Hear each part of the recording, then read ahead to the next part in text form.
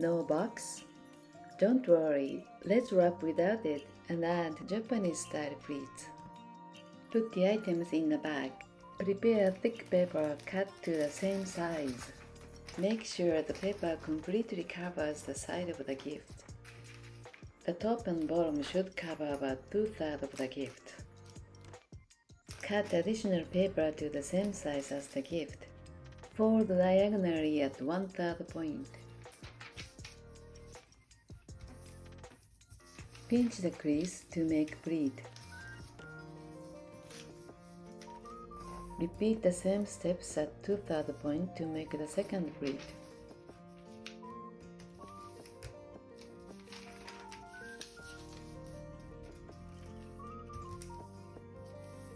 For now you have 2 pleats. Put regular tape on the back to secure the pleats. Turn the main paper over and fold the right edge a little for a clean edge. Place it on the pleated paper. Find out the excess and cut.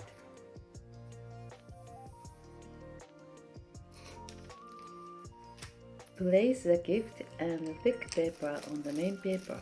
The bottom should be a little longer than the top. Place the pleated paper on top of the gift and adjust the placement.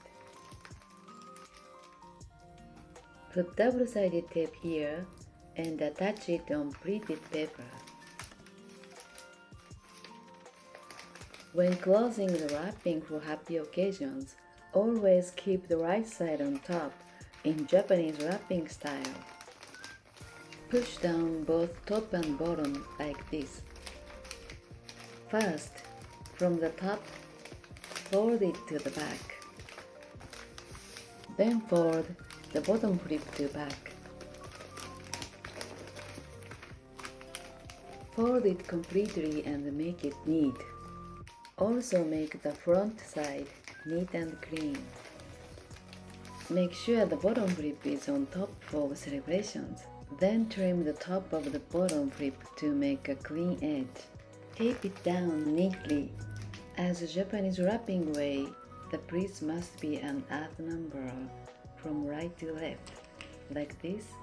1, 2, 3. Includes right folded edge of the main paper. I'd like to show you a variation. Prepare thick paper and wrapping paper of the same ratio. This time, use the main wrapping paper and another paper to the pleated part. Place the 2 pieces of paper slightly offset and secure them with double-sided tape. Then make the pleated part using the same procedure as the previous one.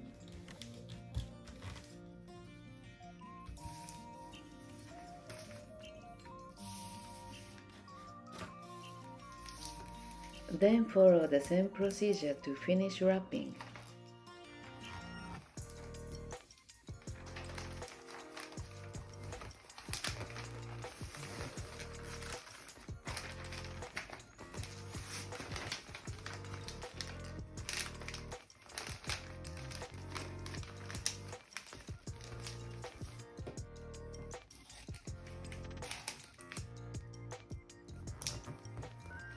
I think it looks good even without a ribbon.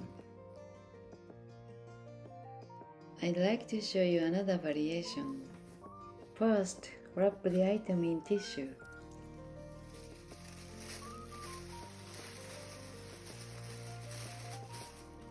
No need thick paper, just wrapping paper with the same ratio.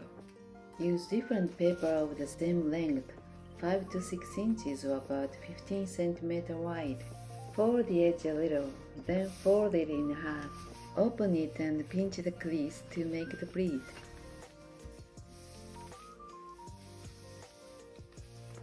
Put regular tapes from the back and secure the pleated part. Fold the right edge of the main paper slightly. Stick some double-sided tape on the back of the right edge of the main paper. Then attach it on the pleated paper. Apply regular tape to secure the placement of the pleated paper. Place the gift a little above the center. Close it with double-sided tape and turn it over. This is quite thick, so push it down from back. Fold the top first, then the bottom.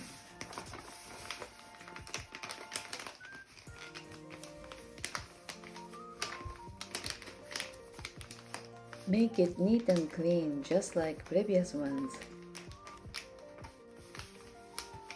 Follow the same procedure to cut off the top of the bottom flip and tape it closed. You got an odd number of pleats from right to left. 1, 2, 3. It's thick, so let's tie a ribbon. Make one loop and tail, keep the point, and wrap it to the left and back, then front. The shorter ribbon to the right crosses under the longer ribbon to the left and pulls up to the upper right. Tie tightly, make a loop with long end ribbon on the left and squeeze it. With the shorter end, go over the top of the loop, then tuck it back through and pull it out to the left. For tightening, pull out the lower side of the right loop and the upper side of the left loop. Adjust the bow nicely, then trim the tails. It's fine without the box, isn't it?